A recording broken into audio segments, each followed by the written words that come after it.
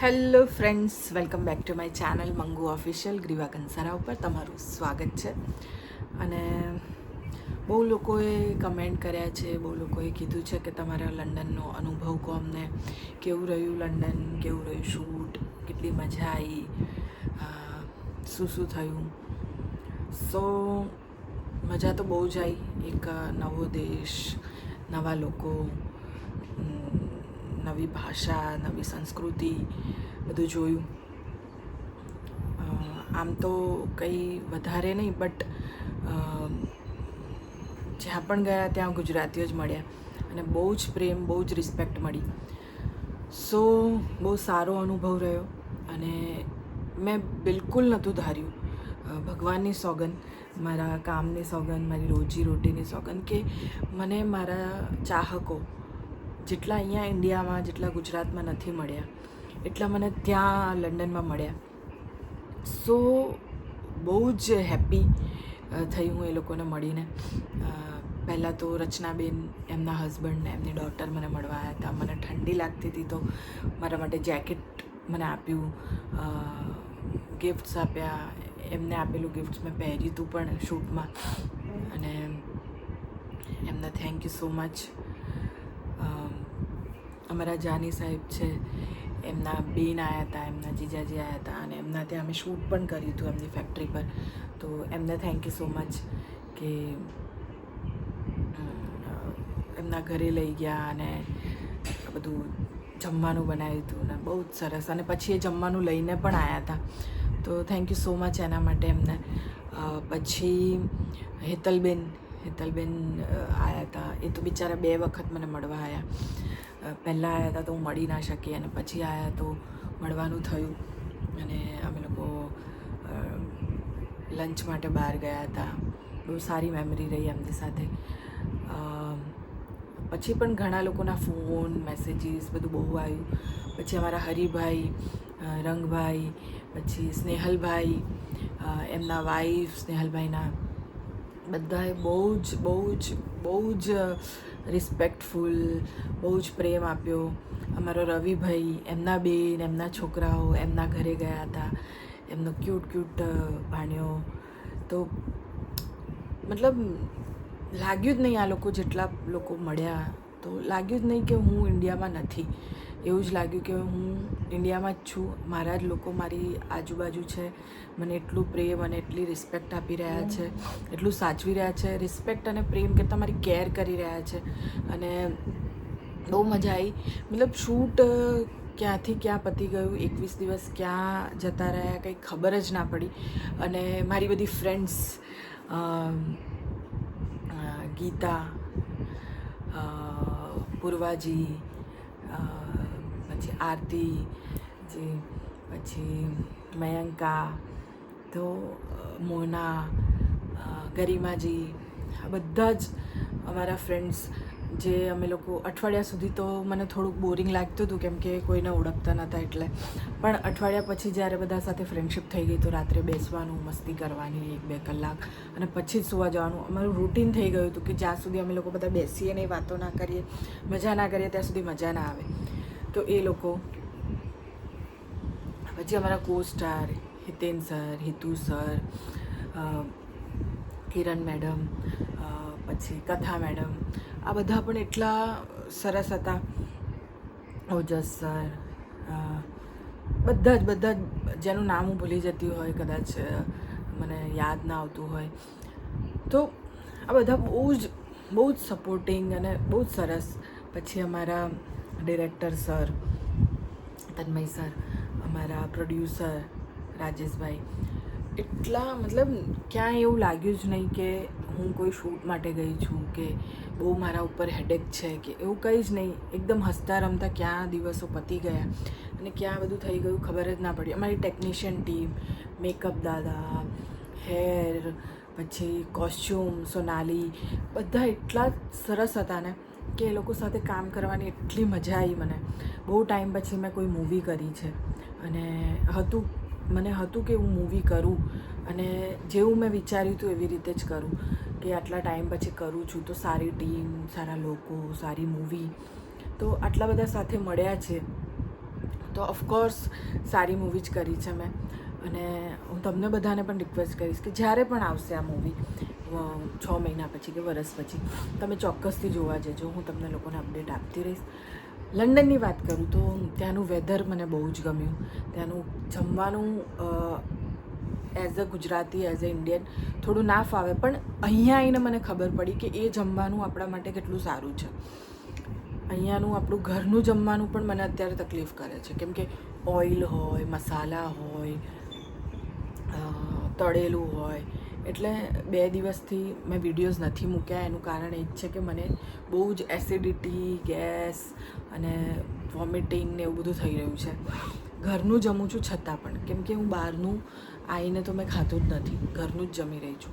But મને એ heavy પડી રહ્યું છે. અને ત્યાં આઈ થિંક જમવાના લીધે નહીં, બટ અહીંયાનું વેધર એ બહુ મેટર કરે છે. ત્યાંનું વેધર, અહીંયા આપણે એવું કેવું કે થોડુંક વાતાવરણ બદલાય ને એટલે તરત જ તબિયત ખરાબ થાય, શરદી, ખાંસી, તાવ આ બધું ચાલુ થઈ જાય. થોડુંક આમ તેમ ખાઓ તો ગેસ, એસિડિટી, પેટમાં દુખાવો, ઝાડા ઉલટી બધું થવાનું ચાલુ થઈ જાય. ત્યાં મેં આટલા દિવસ મેદો ખાધો, મતલબ બ્રેડ ખાધી, રોટલી પણ આવતી હતી, થેપલા પણ ખાધા, બધું ખાધું, પણ ત્યાં એ વસ્તુ વેધર બધું એ કરી દેતું હતું. તો એ વેધર એવું હતું ને, એના લીધે કશું જ વસ્તુ નડી નહીં. મતલબ ઠંડી ક્યારેક પડે છે, ક્યારેક વરસાદ આવી જાય છે, ક્યારેક એટલું બધું તાપ લાગે છે, ગરમી થાય છે. મને એવું હતું કે તબિયત ખરાબ થશે, બટ કેમ કે મારી તબિયત એવી છે કે જરીક પણ વેધર ચેન્જ થાય ને એટલે તરત જ તબિયત ખરાબ થઈ જાય. પણ ત્યાંનું વેધર જ એવું હતું કે તબિયત ખરાબ જ નહીં થઈ આ 21-22 દિવસમાં. પણ હું અહીંયા આવી છું ને, અઠવાડિયું થવાનું, આઈ થિંક આજે અઠવાડિયું થઈ જાય, 15 દિવસ ગયા, હા અઠવાડિયા ઉપર થવાનું. બટ આવી છું ત્યાંની ઊંઘની પ્રોબ્લેમ એક તો થાય જ, કેમ કે ટાઈમ ડિફરન્સ હોય.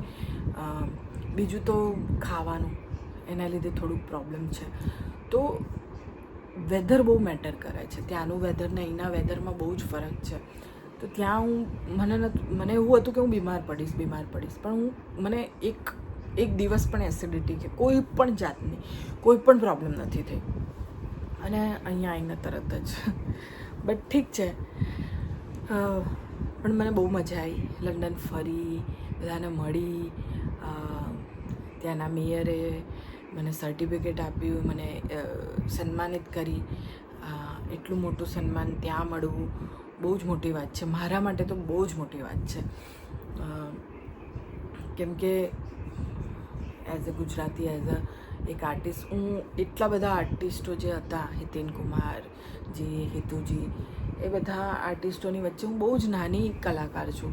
બહુ મતલબ એમની સાથે ઊભું રહીને એ સન્માન લેવું, એ જ મારા માટે બહુ મોટું સન્માન છે. તો હરિજી, રંગભાઈ, પછી સ્નેહલભાઈ, એ બધાને થેન્ક યુ સો મચ. મારા રવિભાઈને થેન્ક યુ સો મચ કે એ લોકોના લીધે એ પોસિબલ થયું અને મજા આવી. બીજી વસ્તુ એ કે ત્યાં ફરવાનું બહુ સરસ છે, વેધર બહુ સરસ હતું. બધા કહેતા હતા કે સમરમાં જ મજા આવે, કેમ કે ઠંડી હોય ત્યારે ઠંડી પણ બહુ પડે, ગરમી હોય ત્યારે ગરમી પણ બહુ પડતી હોય છે. તો હું તો બધાને સલાહ આપીશ કે જ્યારે પણ લંડન ફરવા જાઓ કે એવું કંઈ હોય તો સમરમાં જજો, તો તમને મજા આવશે. કેમ કે ઠંડી ગરમી મિક્સઅપ હોય છે, તો તમે ફરી શકશો, મજા આવશે. અને થોડું મોંઘું છે, બટ ઇટ્સ ઓકે. આપણા ઇન્ડિયામાં આપણે રહીએ એટલે આપણને થોડું મોંઘું લાગે. પણ ત્યાં આપણે જેમ ઝુડિયો છે, ત્યાં પ્રાઇમ માર્કેટ કરીને છે, તો આપણે ત્યાં જઈ શકીએ અને આપણા હિસાબથી શોપિંગ કરી શકીએ. તો હું વધારે તો મેં શોપિંગ નથી કરી, ચોકલેટ્સ બધા માટે લાવી છું, તો એ બધાને આપી છે મેં. આ જ મારો અનુભવ હતો. કદાચ ફરીથી, કેમ કે 6 મહિનાના વિઝા છે, તો કદાચ ફરીથી જવાનું થાય. અને ત્યાં જે પણ રહે છે લંડનમાં, એ બધાને રિક્વેસ્ટ કરીશ કે 6 મહિનાના વિઝા છે, તો તમે મને બોલાવી શકો છો પાછી કોઈ ફંક્શનમાં કે એવું કંઈ. મને ગમશે આવવાનું, કેમ કે હવે તો જ્યારે અહીંયાથી જતી હતી ત્યારે કોઈ જ મારા માઇન્ડથી એવું હતું કે મને કોઈ જ ઓળખતું નથી, હું શું કરીશ, ખાલી અમારી યુનિટ છે, એ લોકો પણ ફ્રી હોય નહીં, કેવી રીતે ફરવા જઈશ, શું કરીશ શું નહીં, મને કંઈ જ ખબર નથી. પણ હવે એટલા લોકોને હું ઓળખું છું, એટલા લોકો મને ઓળખે છે. સો હવે મને એવું નથી કે હું કોઈ નવા દેશમાં કે નવી જગ્યાએ કે નવા લોકો વચ્ચે જઈશ, હું મારા જ લોકો વચ્ચે મારા જ દેશમાં કદાચ જઈશ એવું લાગશે મને. તો બહુ મજા આવી, ફરવાની બહુ મજા આવી, બહુ સેફ છે, બહુ જ સિસ્ટમેટિક છે ગાડીઓ ચલાવવાનું. મેં એટલા દિવસ હું હતી પણ મેં હોર્ન નથી સાંભળ્યો ત્યાં કોઈ હોર્ન ના વગાડે, જેમ આપણે અહીંયા વગાડતા હોઈએ છીએ હોર્ન, એમ ત્યાં એટલું હોર્ન નથી, ત્યાં પોલ્યુશન નથી, સાફ સુથરું છે, ડિસિપ્લિન છે બધા, અને બહુ જ સારું છે. હા, અમુક વસ્તુઓ બની ગઈ ઇન્ડિયામાં, આપણે અમદાવાદમાં જે પ્લેનનો હાદસો થઈ ગયો પછી થોડું સિક્યોરિટી લેવલ વધી ગયું છે, થોડી ફ્લાઇટો કેન્સલ થઈ છે, અને ઇમિગ્રેશનમાં ને એમાં થોડુંક એ થઈ ગયું છે, પણ એ હોવું પણ જોઈએ, એ આપણા માટે જ છે. તો વિઝા લેવા જવાથી લઈને પ્રોસેસથી લઈને પાછા આવવા સુધીમાં મને તો કોઈ જ પ્રોબ્લેમ થઈ નથી.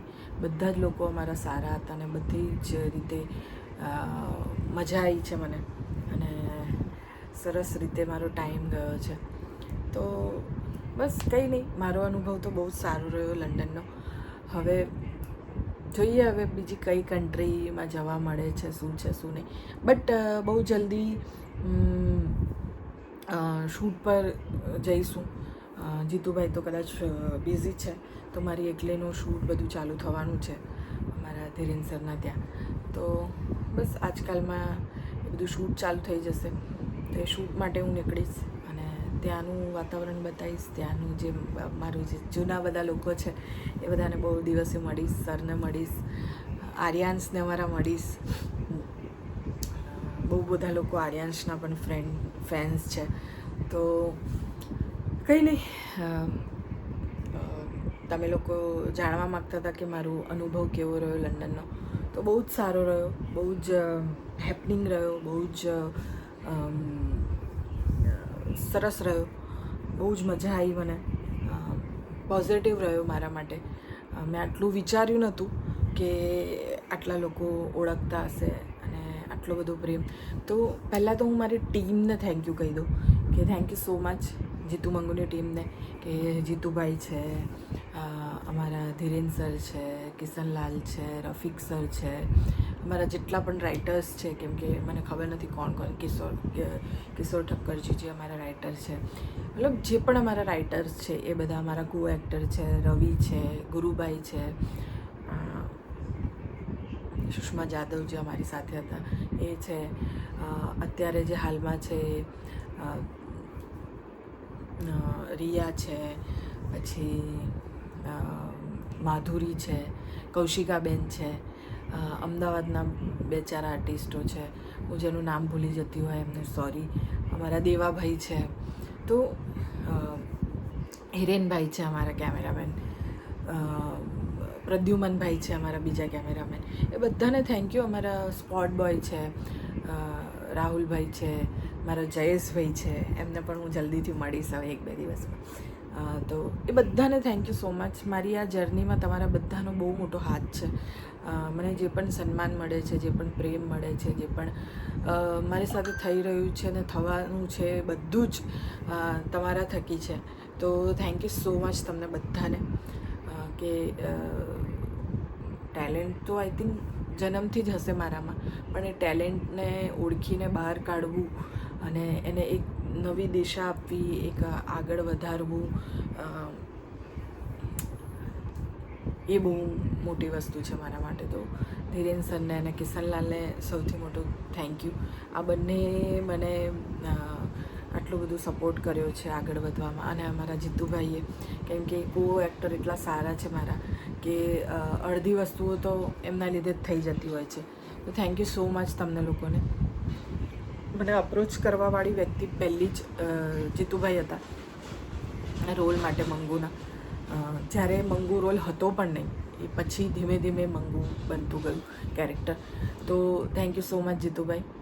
ધીરેન સરને બહુ મોટું થેન્ક યુ કે મારા અંદર જે ટેલેન્ટ છે એ એમને જોયું અને એને બહાર લાવવામાં એમનો બહુ જ મોટો હાથ છે. તો thank you so much Dhiren sir કે તમે આટલું બધું મારા માટે કર્યું. અને હું પણ કોશિશ કરીશ કે જ્યાં સુધી હું છું, જ્યાં સુધી કામ કરી રહી છું, હું તમારી સાથે કામ કરતી રહીશ અને બધાને એન્ટરટેન કરતા રહીશું. બધાને થેન્ક યુ કહી દીધું છે, મારા અનુભવ કહી દીધા છે. મારી ઓડિયન્સને થેન્ક યુ સો મચ કે તમે મને આટલો બધો સપોર્ટ કરો છો, આટલો બધો પ્રેમ કરો છો, આટલી બધી રિસ્પેક્ટ આપો છો. તો એના માટે થેન્ક યુ સો મચ. બસ તમે આ બધું જાણવા માંગતા હતા, મેં જણાવી દીધું છે. તો હવે નવા વિડીયો સાથે મળીશું. શૂટ ચાલુ થઈ જશે ફટાફટ. લાયક નાલાયકનું પણ બાકી છે શૂટ, આણંદમાં થશે 4-5 દિવસનું. એમાં હું છું તો ત્યાં પણ હું તમને પાછી મળીશ. અને હમણાં તો જીતુ મંગુ ચાલુ થવાનું છે. હવે ધીરેન સરે શું વિચાર્યું છે શું નહીં એ તો એમને મળીને જ ખબર પડશે. તો જીતુભાઈ થોડા બિઝી છે અત્યારે થોડો ટાઈમ, કેમ કે એમના મૂવીઝના શૂટિંગ ચાલી રહ્યા છે. પિક્ચર એમનું સ્ટાર્ટ થવા જઈ રહ્યું છે, જેમાં એઝ એ ડિરેક્ટર છે. વિક્રમજીનું નવું પિક્ચર કરી રહ્યા છે, વિક્રમ રાજા કરીને. તો એના શૂટિંગમાં ને એમાં એ બિઝી છે. પણ જ્યારે જ્યારે એ ફ્રી થશે, જ્યારે જ્યારે એમને ટાઈમ મળશે ત્યારે ત્યારે અમારી સાથે જોડાતા રહેશે. તો બહુ જલ્દી નવા વિડીયોઝ તમને જોવા મળશે હવે.